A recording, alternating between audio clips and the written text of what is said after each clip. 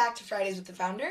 I'm Brian Cassidy, marketing specialist here at Adapt, and I am once again joined by our Adapt founder, Brian Cassidy. Hello, Megan. Hi, Dad. So last week was a lot. It was a lot. There's a lot going on, a lot of information. 30 years worth condensed into a very short amount of time. Yeah, still kind of trying to process it all. But if you had to think, we talked about the factors. If you had to pick one, what's the most important one? Well, just like my children, I can't pick a favorite. Not when they're both in the same room anyways. He's not here. I know.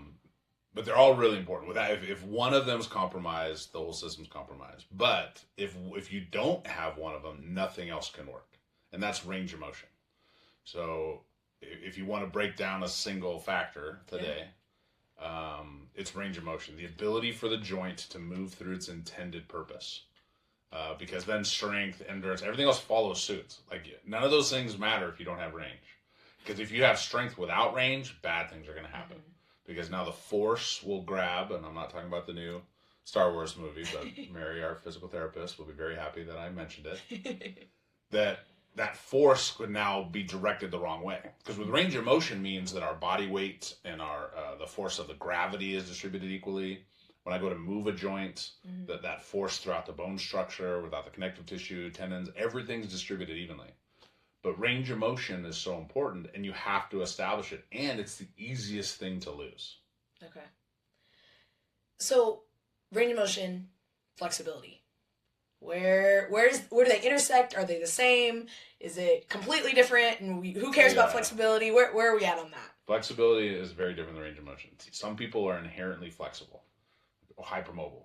Okay. Not me. No, that's thanks to me. But I did have range of motion, especially in college, to get free drinks by being able to do the splits and the handstand, which I can't do right now, but a couple weeks away I could get it back. But you can build range of motion because you can lengthen the muscle itself. Hypermobility within joints can be dangerous because it's people that are hypermobile and they like feeling that loose feeling. Yeah.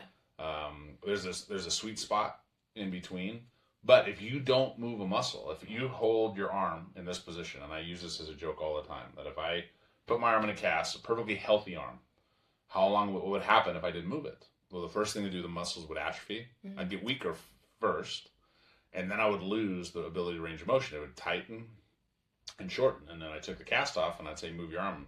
One, my brain wouldn't find it, so kinematic chain would be screwed up. Strength would be screwed up. But range of motion I would lose just by not moving it. So the biggest, not faux pas, I'm thinking of the wrong word, misunderstanding, is that you can train range of motion separate from other things. So I do strength training here, I do endurance work here, I do cardio, and then I do my flexibility work on Friday. Or I have a specialist that stretches me out. It doesn't work that way. You have to include range of motion in everything you do. So when you train the muscle and get it stronger, are you taking it through its full range of motion? And you have to understand, what is that range of motion? So if you're standing up and doing a quad stretch, so if you stand up and you grab your leg and you pull behind you, and you should squeeze your butt when you do that. But let's say I grab with my opposite arm. So you see a lot of people will take my right hand and grab my left foot. Yeah. You're twisting the femur. So when you twist that, you're actually not working on the range of motion of all the muscles in a linear position. I just nerded out, but it is what it is. It's my world. So if you don't understand it, and a lot of stretches that people do that feel good aren't productive. So you have to understand mechanical range of motion. So we break it down to the origins again. So that the two anchors. So each femur, each thigh needs to be able to rotate independent of itself. You can't lose range of motion. You can't be tight one way and loose the other way. Because if I go to move, then those muscles will pull on the pelvis. It'll throw off your base. It'll throw off how your spine moves. I'm not going to get into more details. But the real key is range of motion needs to be addressed in everything that you do. Whether it's a therapeutic technique, whether it's a pre and post activity. I mean, the word stretching gives me I break out into hives because muscles don't stretch. Yeah. They don't. People think they're elastic. They're not.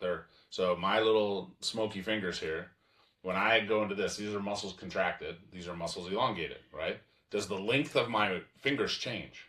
No. No, if you measured it, they're the same length, but they're either contracted or elongated. So you don't stretch a muscle.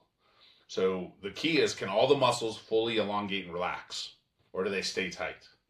And if they relax, are they long enough? And if they're not long enough, you have to tear it, and then it rebuilds longer. Tear it and rebuilds longer.